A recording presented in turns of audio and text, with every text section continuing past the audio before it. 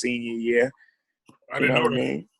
So things of that nature is like, I'm proud of those things because, like I said, you know, there were a lot of people that was ranked, looked at a certain way in my city in New York. They were, you know, respectively, but 17 years old, playing straight from the gutter, show me what you got, who you play with, let me see your talent. When all of that matched up in Rucker, everything changed. Oh, You yeah. know, the Andre Barretts and the Kenny Satterfields, you know, I love them. They had the top ranking in New York City. Yeah. Omar Cook and them. When I was coming up, Uh-huh. they wasn't who I was when it came to playing in the best tournament in the world. No. And I was 17. So, That's you facts. know, I got to give them their props and what they did for Rice High School. I got to give them their props for what they did in Christ the King. But I can't exclude myself knowing that I went to Bronx Regional or Graphic Arts, but I still was able to do what I did to them from 17 and on. Yeah. You know what I'm saying? No, So that's big I facts. always give myself a pat on the back for that because I held my own self down. You know what I mean? You remember Majestic Matt from the Bronx? Hell yeah, Majestic's my man. Me, him, and Pete Mulligan. We real cool. We all, you know, we really talk. You know what I mean? And we used to hang out a lot. You know what I mean? So like Majestic Matt is my man. Hell yeah. Yeah, I was talking to him maybe 2 weeks ago, and what made me think to do this was him. Actually, he brought your name up in the conversation. Wow. And it was all love. So That's what's up. Yeah. Real recognize real. I'm quite sure that he might have brought up to you, like, you know, like I said, at that time in my lifetime, you know, Omar Cook, Andre Barrett, Majestic Matt, those guys were all kind of like looked at a little bit more than me. You get what I'm saying? Due to rankings and things of that nature, however the city looked at them, you know, you had to go to a prep school. Yeah. You get what I'm saying? So I'm quite sure that I gained their respect when it came to the runs and things that we had to have at Riverside and Gauchos. Yeah. Mr. Love. And I'm quite sure that Majestic kind of like never really played against me, you know, due to me in the schools that I went to and stuff like that. But I'm quite sure that he got a chance to play against me in the tournaments and things of that nature when it came to him playing for Gauchos or me playing for St. Mark's or Riverside Church. So, or even the workouts in Gauchos gym. Right. And to me, that's what it was always about. It was always about, you know, even though we all as individual players tie our sneakers up and believe that we're the best or we're as good as the best. Right. To me, I always have pride in how other people remember me. That was competition. You know what I'm saying? And the fact that you could tell me that those guys brought my name up and they remembered, you know, they knew who they were and what they were ranked back then. Mm-hmm. They also knew what was tough. Sometimes everybody don't get the politics on their side. You feel me? Yeah. But that's why I always say to you, hashtag Butter never forgets. Like those guys, I know I'm quite sure they don't forget neither, nigga. They know what's up. Oh yeah, no doubt. Let me tell you, and I'm get this in the whole like interview part, but bro, you and I don't say this because I have you on here. Natural born killer. That's what we told you on my last video content. I never met anybody in my life that took the approach, that had the chip on their shoulder that you had when you played. And it was always like that. I saw it from a young age. Even when me and you played at Gauchos young. So that's something that, and in this whole thing, and I'll get more into this, but this is why I wanted to do this, because I tell people I'm trying to share experiences that I've had throughout my life. I'm going to get it out there to the world. But this special, you get me in Homicide, you got to understand, like, what the message was between me and him back when I was going on. I'm 38 years old, about to be 39, bro. Yeah. I'm quite sure, for you to be able to put this together, like, to me, that's showing growth and maturity in life and what street ball and what it was capable of doing in our lives, you know what I'm saying? Right. And the only reason why, like I said, like, as you can see, I ain't have no hesitation with none of that. Why? Because as a street ball player, I'm winning in life. Mm-hmm. You get what I'm saying? Like, I never went overseas. I never got a chance to play in the NBA. And I'm doing way better than a lot of niggas that I know did all of that. Right. And that's no knock to them. But what I'm trying to say to you is that I appreciate the blessings that God put in my life. Right. You get what I'm trying to say? So I would never be hesitant to when it comes to a part of speaking to somebody that in my history, I might have looked at, you know, between us and him, I might have looked at as an enemy. Him, Roscoe, there's a lot of guys that I looked at as an enemy, but now that we older and it's like, you know, with all of that strength and love and niceness and skill, you know, we're not saying where did it get you, but how did you build off of that in life? Right. You get what I'm saying? And it's like, everybody don't get to keep staying in basketball, you know, but as long as you're still trying to build as a better person and trying to make sure that you have a career, things always be able to give you a chance to grow. And that's what life is about, learning how to continue to grow. And I remember when I was younger, I wasn't doing a lot of things to grow. You know what I'm saying? It was more about, it's either they knew you, nigga, or they know me. You know what I'm saying? I'm from Harlem, so it wasn't all that, you know, trying to think about maturity. But when you get a certain age in life, it's about, you know, recognizing you got kids and putting things in perspective. So I ain't have a problem with coming up here and making sure that I talk, whether it was with him or not with him, because I know that a lot of people would have looked at it like, damn, these guys had beef back then. Like, it was on some, you know, you want to play me for $10,000 type game, like beef. You get what I'm saying? This ain't no regular game. But to me, it was like, I always accepted the challenge, as you can see from my responses. You know what I mean? Like, I like that shit. You know what I mean? I knew I was the nigga back then. And, you know, still to this day, the only way they'll come up here and talk is if they willing to accept who they are today. Right. You get what I'm saying? It's like, I'm a regular nigga, point. bro. You know what I'm saying? I don't play basketball. I don't got none of that. You know, I went overseas and none of that. Nigga, I work from Mount Sinai. The only thing I'm proud about, baby, is making sure that my daughters, what do you call that? Get that what do you call them? Yo. What's up, man? Yo, thanks, man. Yo, first of all, pardon me for the delay. It's all I was good. on the phone with my fam. It's my little nephew's birthday, and like 17 of us was just on Zoom. No problem. That's why I went over a little bit. But you were singing happy birthday? Yeah, we sing happy birthday and all that good stuff, you know, and what's going on in the world. You know, you need that family love right now and that energy. That's what's up. So I actually kind of good it went like that because my energy's up even more right now. Good. I need that. So that's what's up. We're gonna do this. The energy gotta be right. Right. So Corey, can you hear me all right? I hear you loud and clear, brother. All right. So I was just telling A Butter. So I know, first of all, I appreciate both of y'all for doing this. This is big. This is huge, actually. And just to give you a little more. Can you hear me? Yeah. So just to give you a little more context, so I was telling him, I grew up in the Bronx. I grew up in 149th and Grand Concourse, Michelangelo's. Yeah. I went to St. Ray's. All of us played together, Gauchos, Riverside. Me and him was just talking about it. Me and him played with Dave one year, 15 and under maybe. When I was a junior, I left and went down south with my dad, and I did my thing down there. Went to University of South Carolina for a couple of years, played there. So that's where our affiliation comes from. And then, you know, I come back home to the summer every year and see y'all playing the Rucker. A couple summers I played against both of y'all. So that's me. That's where I come from. So I know both of y'all, like, I don't know this dude, whoever he is. But I just wanted to give you the context. I'm just saying the way he said it, like, don't say it like that. Yeah. If we ain't remember a face, trust me, I'm quite sure Homicide like me. We wouldn't be on the phone. Do this. Yeah, I appreciate that, man. I do, really.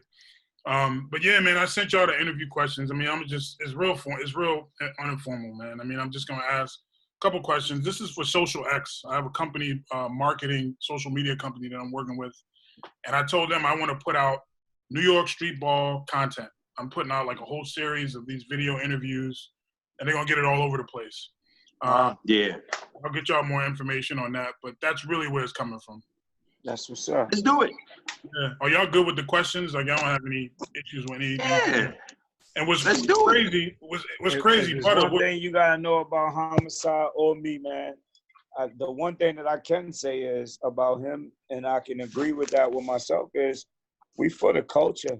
You know what I'm saying? Doubt. Like people don't. Look at that. However you look at that, you get what I'm saying? Like we both Yeah. for the culture. You know what I'm saying? So Thanks. it's like we really don't care too much about the judging or what people think. We have a big perspective of ourselves. Mm-hmm. That's a fact. At the end of the day, that's gonna always keep us ahead of a lot. Some people can never keep that with themselves. You know what I'm saying? It don't matter what you say about us. We know what we done and what we still trying to do. So that's to us. I'm just saying that matters to us. So we with the culture when I say that. No doubt. We're a part of the culture. You know what I'm saying? 100%. Yeah, and I appreciate that. 100%. And the crazy part about it is I know people that, like, I have close relationships that y'all have close relationships with. So I could have easily went through those people. Like, yo, can you do this? Can you do that? But I'm the type of person that I like to spark relationships myself. I don't want to go through this person to do that. My thing was is if y'all felt that it was a good move and it was organic in that sense, that's what I wanted it to be off, not off the strength of this person or that person. So, again, it's much love, for real. But yeah, so I just want to start, man. Like, so me and AB was just talking, like, hey, you went to University of Fordham, played under Bob Hill. Obviously, Rucker legend. You know, you, like I said, natural born killer. I never met anybody in my life that approached basketball the way that you did. One thing that glares, obviously, to everybody is that rainy day when we had to take it to Gauchos. I played earlier in the day, and Vince Carter came. And I think that's when, I mean, if you was from New York, you knew who A. Butter was, but I think that's what made you global. You know what I'm saying? Like, just speak a little bit about your journey, you know, coming from high school. You was just talking to me about it, you know, off recording, but talk a little bit about your journey from high school to where you are today. I mean, my journey was type difficult. Not saying difficult, but as in, like, I went to graphic arts. You know what I'm saying? That's the first high school that I went to. And, you know, I really didn't look at basketball like that, but then again, I was playing it, you know what I mean? I wanted to see what it was about. My real journey came from leaving graphic arts and, you know, Riverside Church, you know, rest in peace, Mr. Lloyd, being able to help me get into Milford Academy. He paid for me to go to school there and stuff. And me just getting the key to the gym and finally being a kid from New York City to always be able to go to the gym when I wanted to. Like, there's a lot of guys from New York City, as in Mark McCarroll or Kassim Mims or Kevin Johnson. Like, these are all guys that kind of like went to high D1, Damian Radcliffe. These are all guys that kind of like had names at that time ranked in the city that kind of like went to high D1 schools. But like I said, I took advantage of going to that gym, having the key to the gym.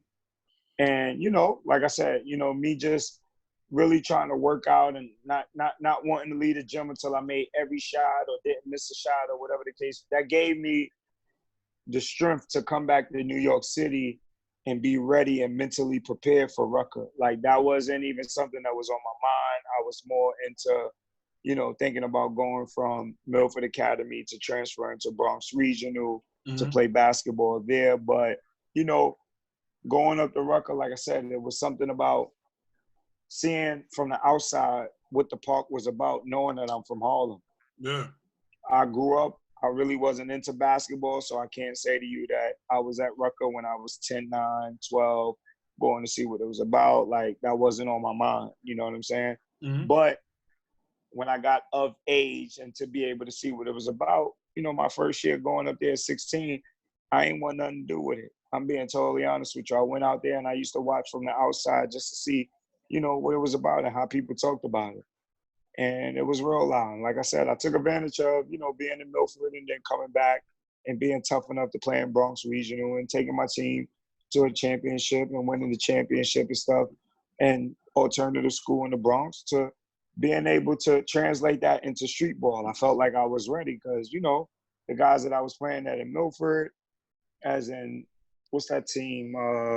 There was a lot of good prep schools back then, St. Thomas More. Like, these guys had real tough teams and tough players that, you know, I felt like playing with Kevin Johnson and Mark McCarroll and these guys, we was able to compete with them and beat them and stuff like that. It was like, I felt like I was type ready. So when I came back to New York, it was like I put a lot of work in prep school and having my own space to be able to be mentally strong and ready for basketball. So when I came back to New York, 17 years old, I turned it up my first year in Rucker. I wasn't really looking for a name, but I was trying to find an identity because I saw what was up there. Yeah. So I kind of was called the young one in Rucker first, and after a couple of games, then it turned into a whole lot of game by my third game. But at first, my first nickname in there was the young one because I was young. You know what I'm saying? And I showed promise, but Al Cash and them ain't really give it to you like that until you kept showing it. Yeah. You know what I mean? So I'll leave it at that. And I used to go back down south all the time, and I used to tell people, they would talk about, I'm like, my NBA is Rucker. I had much respect to the NBA, but when you talk about back in the late 2000s, late 2000s era, when y'all were killing it, that's when Rucker was crazy. People just never got it until they went. And the crazy part about it is, I was just talking to Speedy. That's one of my homies. Y'all both know Speedy. He's one of my big homies. Speedy Williams? Yeah, from the Bronx. Okay. Yeah, we grew up together. And no matter the game, it didn't matter who was there. At the end of the game, you would look at the stat count and you'd be like, yo, who's this dude? Corey, 35. Who is that? You know what I mean? It was on this dude was out here killing everybody. Now, Corey, I had to go and check just because I like to do a little bit of homework. You're in the industry of being a Fox commentator now, so you understand that. Did a little bit of research. Bro, your resume is insane. There's nothing you haven't touched within the aspects of basketball. Just to name a few things, obviously you're a legend pretty much in Australia. You were MVP 2010, summer league stints with a few teams, Toronto Raptors notably. Slam Magazine 60 best hoopers ever. That's, bro, talk about your journey. That's crazy. Please, just same thing. Just briefly give us a summary of that. Man. First, thanks for having me on. This is me and A Butter's first interview ever, first and foremost. Ever. So this is dope that it's happened the way it happened. You know what I'm saying? Timing is everything, and I think the timing was perfect for us to get on this platform together with everything going on in the world today. You know what I'm saying? This needed to happen just with us on this platform together, you talking about two just seriously fierce competitors. Mm-hmm. That's, you know what I'm saying? People will look out and, I don't care where you are at in New York City, right? The era when we played, that was the era. You would go to restaurants and people would just be yo, you got a game in Rucker? I'm talking about Midtown Manhattan. Yep. That's the height of the era. You know what I'm saying? A Butter holding Harlem down. Yep. The whole Harlem. People leaving work early to go see the next one coming. Hey, I hope you hear what he's saying, and I guarantee you, it's you hear what Corey. I don't mean to cut you off, and I want you to keep going. But I promise you, bro, that you this interview, and I know sometimes people might hear what he's saying, but it's when he just said that, my relation to what he's saying is and we're street ball players. Go ahead, Corey, keep going. I'm just saying, it's finally good to hear someone else say, that I know that they witnessed, they seen what that made them feel regardless of what. He knows what he gave to people for him to get that type of response. Go ahead, Corey, my bad, bro. So that's beautiful. Yeah, man. So, I'm from the Bronx, and with the Bronx, there's a history of the Bronx that people do not know about the Bronx unless you do the history. And what I mean by that is the Bronx is what most people call the armpit of New York City. And that is the worst fucking borough you can be from. The least amount of respect in everything. In everything. I'm talking about dudes, dressing, skills and ability, money, women, Yeah. clubs. Like the last place you would want to be from is the Bronx. Right. To get any type of reputation in anything, you got to go through Manhattan, whether it's downtown Manhattan or Harlem. But the first place closest to the Bronx is Harlem. So you got to go through Harlem at some point. Right. I think the advantage that I had that opened my eyes up to Harlem was the best advantage I could ever had. I went to Rice. Now, I didn't go to Rice for basketball. I went for disciplinarian reasons. You know, I didn't pick up a ball until 12 years old. You know, I went to all boys Catholic school. You know, I needed discipline. So my mother paid the tuition. I did not know what school I was going to until I got there. I'm like, oh, these niggas is #1 in the country? Right. I'm like, I couldn't even fathom what that meant. I didn't know who Felipe Lopez was. I did not know the world of basketball. I just went, it was just luck of the draw, grace of God. Yeah. You know, I didn't know about Harlem because when you're young, you're not traveling on trains to, you know what I mean? Like you're just not doing that. You just in your neighborhood. Right. So going to Rice opened my eyes up to a whole completely different world. You know, all my friends, once you start playing ball, you're hanging with the guys that are on your basketball team and the school you go to. Right. So I'm hanging in Harlem. So my eyes is wide open. I'm hanging with nothing but Harlem dudes that hoop. So you didn't go there to play. You didn't go there to play ball. I didn't go to play. No. It just so happened. I was like, okay, well, fuck, this school is dope in hoops. I got to play on this freshman team. I didn't know the level of the school. Yeah. You know, so I was already a late bloomer, which I was completely fine with. And how could you not get better slowly if you're in the #1 school in the nation? You know how much talent is around you? You got no choice but to get better. You're not going to catch the top dude. There's just no way. However, you are going to get better. Right. You know, so once I left Rice, I had a JUCO offer. I didn't care. Got to remember, it's not like I was a young top 100 player in the nation with expectations of what school I wanted to go to. Any school works. Let me just go play and go graduate. That was just my thing. Went to JUCO in Kansas City, got better. You know, after that, Penn Valley, right? I went to Penn Valley Community College in Kansas City. I went through all the channels. I went through every possible channel a basketball player could go through. Every channel. I don't mean to stop you, see, because even though we have, can you just, like for me, bro, can you just speak on what the Kansas City experience like, if you don't mind? Like, because it's like when I hear that, knowing that I went to Arkansas, University of Arkansas, Fort Smith, or I went to Riverside Community College in Cali, like I really would love to hear like your perspective of what, you know what I'm saying, Kansas City did. Because like, think about what he's saying, bro. He's saying Kansas City. This is a Bronx kid.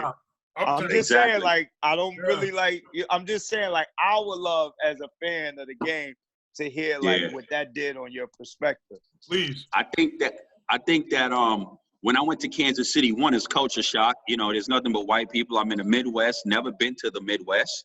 Again, you're a young man coming from the Bronx, a young kid coming from the Bronx, trying to just, you know, figure out your way. Okay, you want to hoop? All right. Well, this is where it begins. There's no mom no more. You know, you on your own. And in JUCO is different because it's your mentality has to be strong because you got 2 years to figure it out. To try to talk to where you go. Right.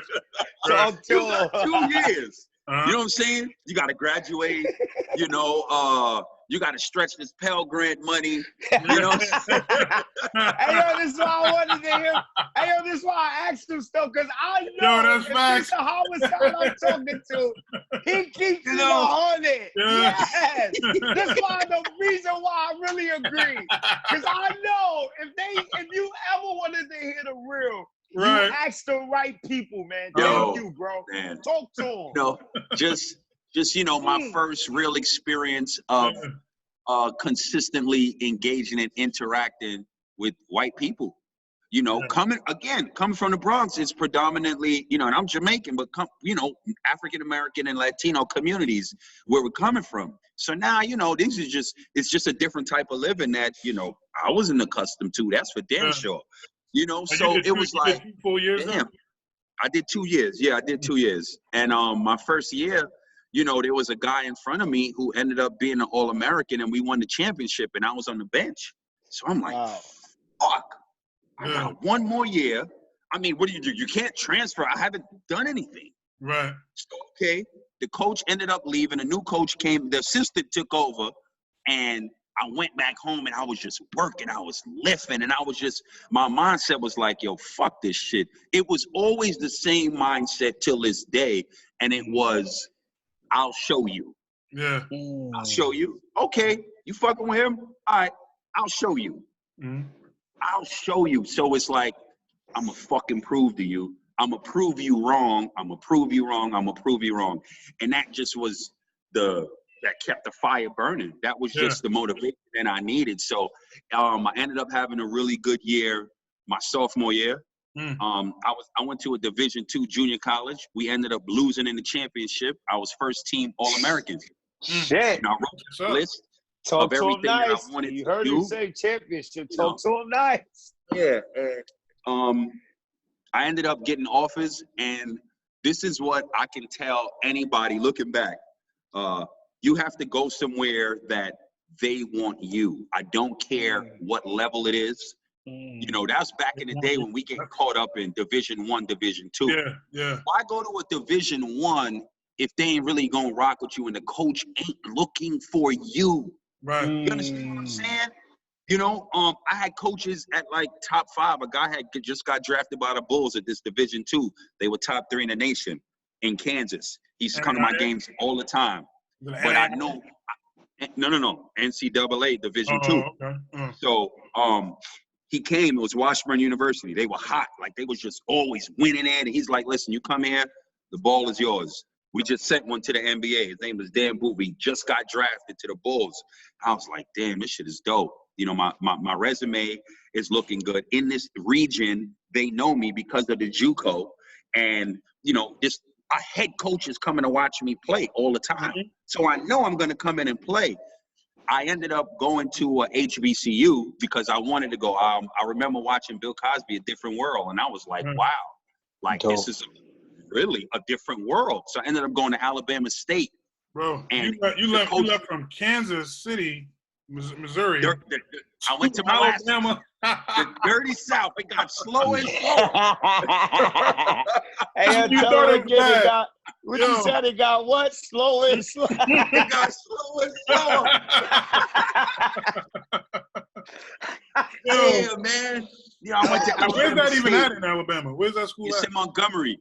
Oh, it's in Montgomery. Okay. Yeah, the same buses. The same buses. Wow. Yeah, the same buses they have in the town from the Civil Rights Movement with Rosa Parks. They still use those same buses for you to remember, you know, what's happening. So I ended up, you know, graduated JUCO, then graduated college. But my junior year, I averaged 15. And I'm sorry, I got to back up.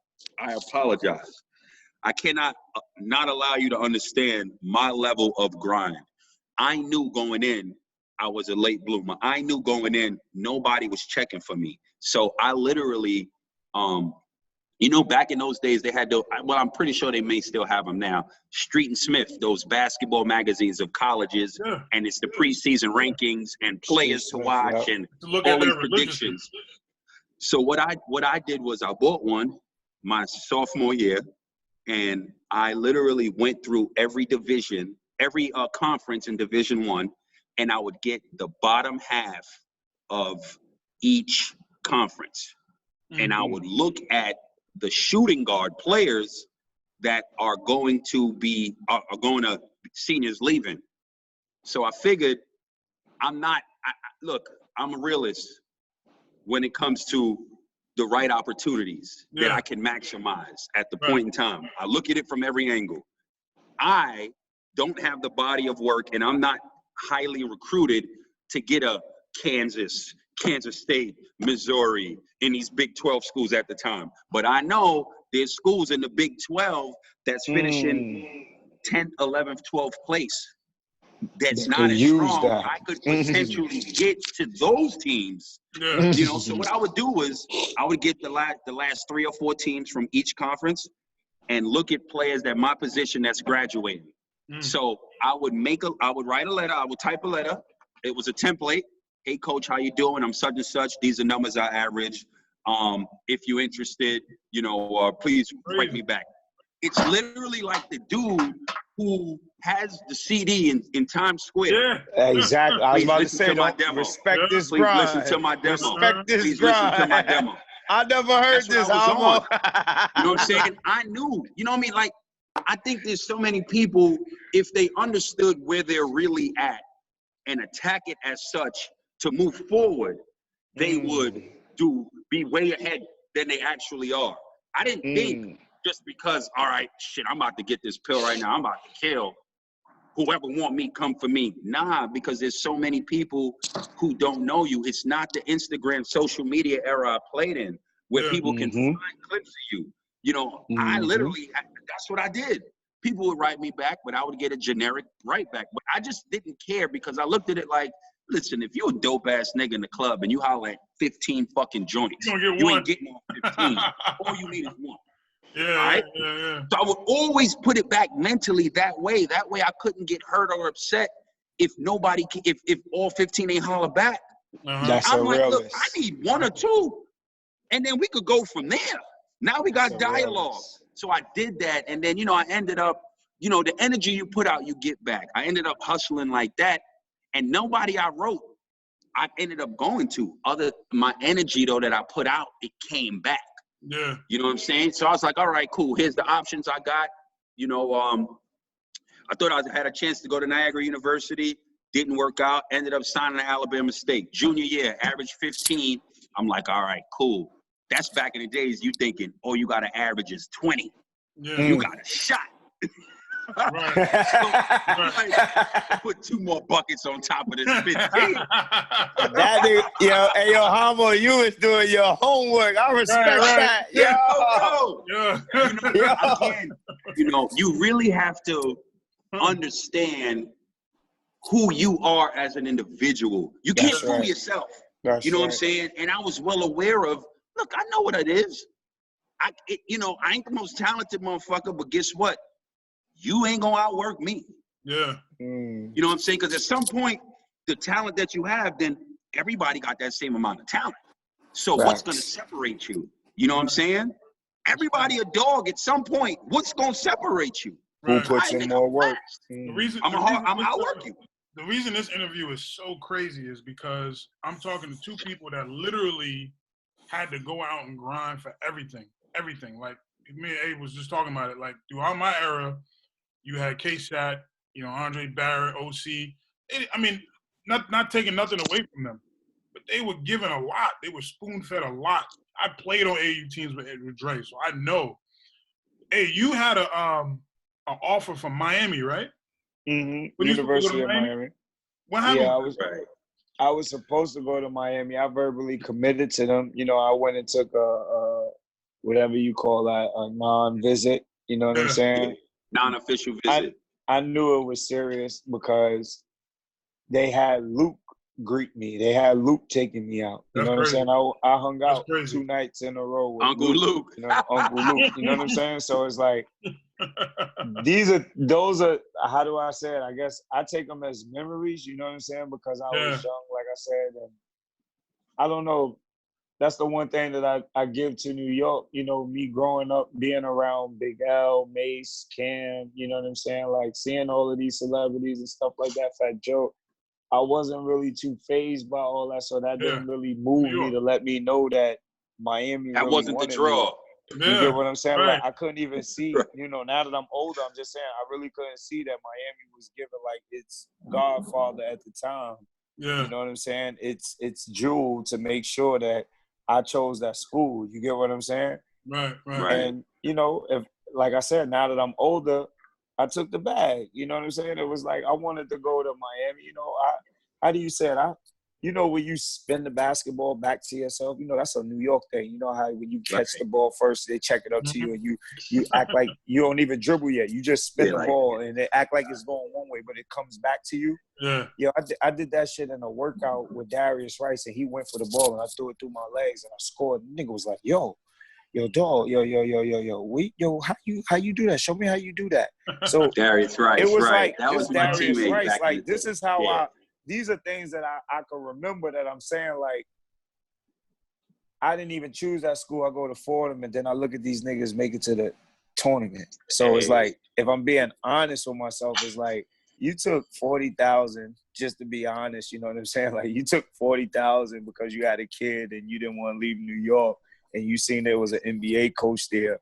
But look what it really did. You get what I'm saying? Like, I didn't really see what Miami was offering, because at the end of the day, when you're a kid coming from the inner city and you feel like you having a kid and you want to be there with your kid and you want to support your kid knowing what you came from and grew up from, it's like, I picked the money. That's why I always say, like, if it was anything that I could tell a kid today, I would tell them, never choose the money over your passion. You know, that's where I went wrong at. Like, I always chose money over where I would play at.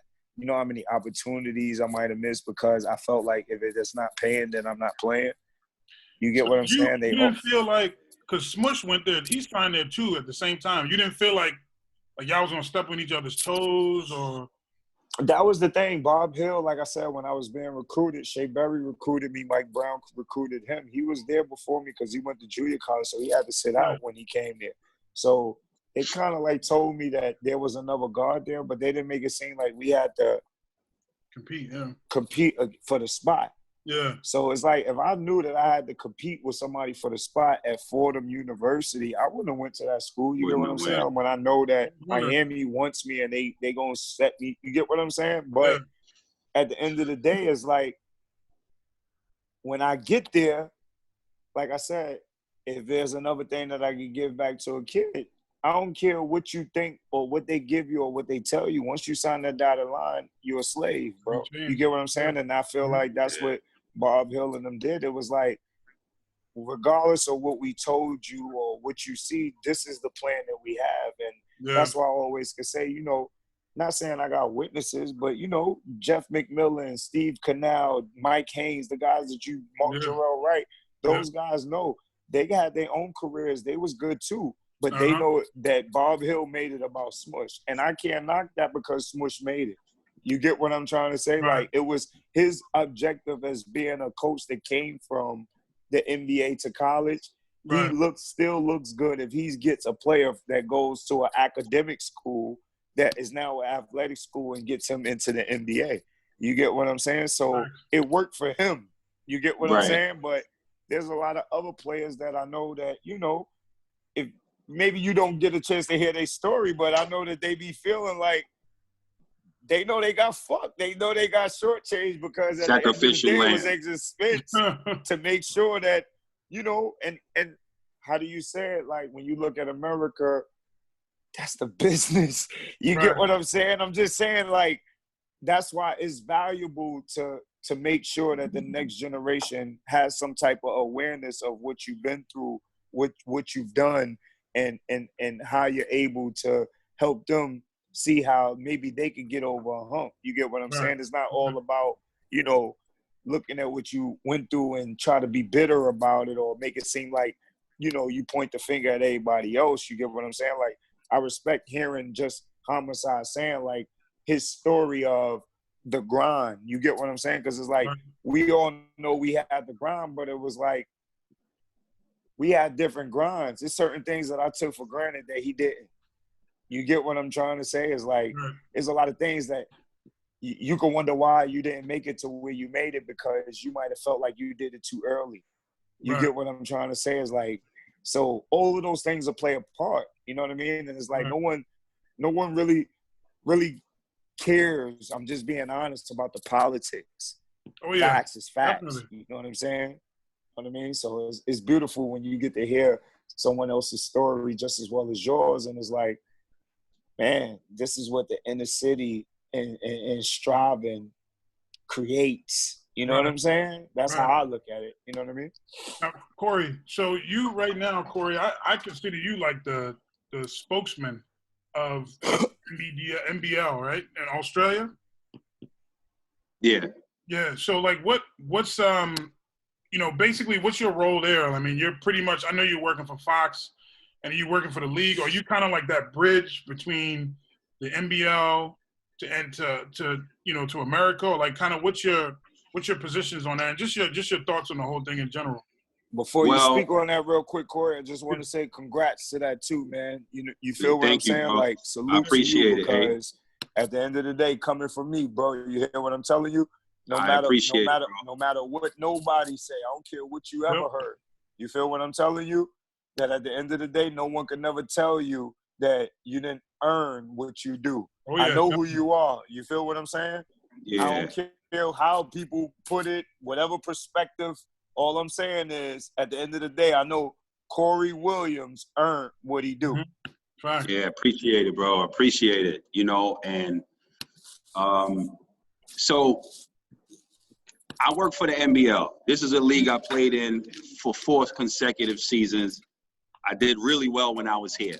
Yeah. So I pretty much, my reputation in this league was kind of like Westbrook before Westbrook type shit. You know what I mean? We're going to talk some shit. We're going to get some buckets. You know what I'm saying? We're going to give our work, you know, and I left it in good regards. You know, you never know how life comes full circle. Yep. You know, because of, and this is why I always talk about street ball.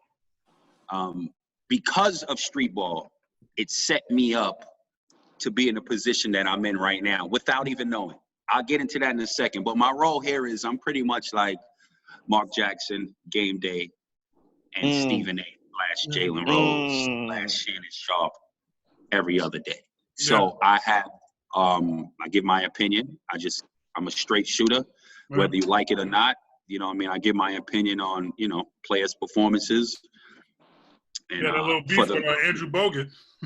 I mean, you know, that always go, you know. You know, he's an Australian great. He's a pillar for Australian sport. So, but that still don't mean Corey Williams can't give you his perspective of how he's we keep it a buck. You know what I'm saying? We keep it a buck. We always keep it basketball. You know, you know what I'm saying? You know, I don't do anything different than, again, what Shannon Sharp does, what a Skip Bayless does, what a Stephen A. Smith does, what a Jalen Rose does, Max Kellerman, Jason Williams. You know, Game Day, we do commentary. You know, when you sit down at a desk, you got a fucking Marv Albert. You know what I'm saying? You got a Van Gundy, and you got a Mark Jackson. You know, Van Gundy comes with the way he comes with his style, and Mark Jackson comes with, you know, from a player's perspective. So that's what I do during the games on the weekends. You know, during the week we got our show. We on ESPN Australia, New Zealand now, and that's it. And if you really think about it, I'm just covering the league that I played in. You know, that's right. And rightfully so, guys. I couldn't get a job like this from the beginning in America. Why? I don't hold any weight in a professional level in a professional league. In America, my body of work is on foreign soil. My body of work is not on U.S. soil. While you explain this, I want to remind people, 2010 MVP of that league, right? Yeah. Talk to me nice. That's on the resume. Yo, certain things matter though, Hamo. You know I'm always say that, bro, because it's like, I know for the naysayers and people that watch things, it's like, okay, you might have played somewhere, but that's the reason why I always give you a certain level of props. And people be like, yo, how could you do that? And you know how he felt. Man, fuck that. Facts is facts. And when people but what I'm saying is, you're not a real fan of the game, Hamo, if you're not gonna give people props on what they do, no matter what level they play on. I don't give a fuck if you was a Keegan Clark and you went to St. Peter's. You saw what he did. I know what you felt like he could have did or what you want to put him in if he would have went to another school, but don't deny that he went to St. Peter's and he did. That's what I'm saying, Hamo. I understand. If I'm a fan of the game, I can't do that, bro. You can't do that. All. You're right. Shout out to Kiki because he lit that shit up. To what he was. I was about to bring him up too. It's good. Kiki for sure. He's a winner. You know, he's had an incredible career. You know, he ended up having an opportunity to get nationality in another country and rep different countries and play as a local as opposed to an import. So he's had an incredible career, great family, you know, super cool teammate. Don't say much, but he gonna light your ass up. He went to Rice, right? Didn't he go to Rice? Facts. Yeah, Facts. Rice Raider. Yeah. Hey, yo, look, So, I just want y'all to know I'm going to always give props to them because I'm from Harlem.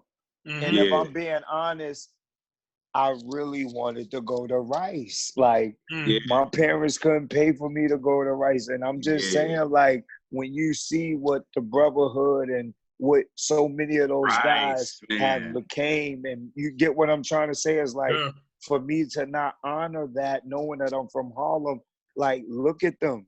Like, whatever Mo Hicks or the people that was there, Homicide could be able to tell you, like, they did something special with those guys, bro. I'm around a lot of them. You get what they did something special with y'all.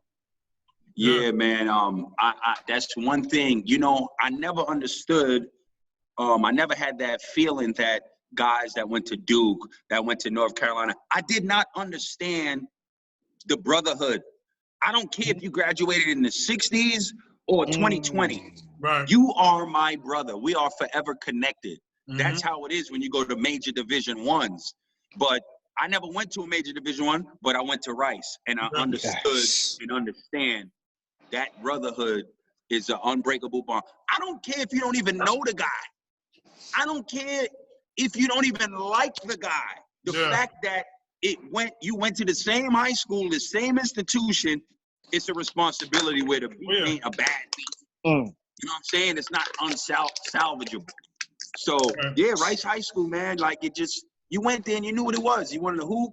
You're chasing something bigger than yourself, and you're a part of a team bigger than yourself. So what you have to do is, you know, get in line and work hard. Everybody's holding everybody accountable, and everybody got, you know, the best version of themselves. And, you know, Corey, while you were there, did y'all win? Well.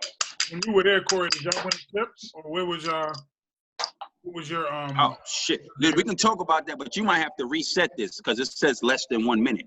Hold on a second. So I think you might have to get a new link, and then we go again. Yeah, can y'all see me? Because my computer's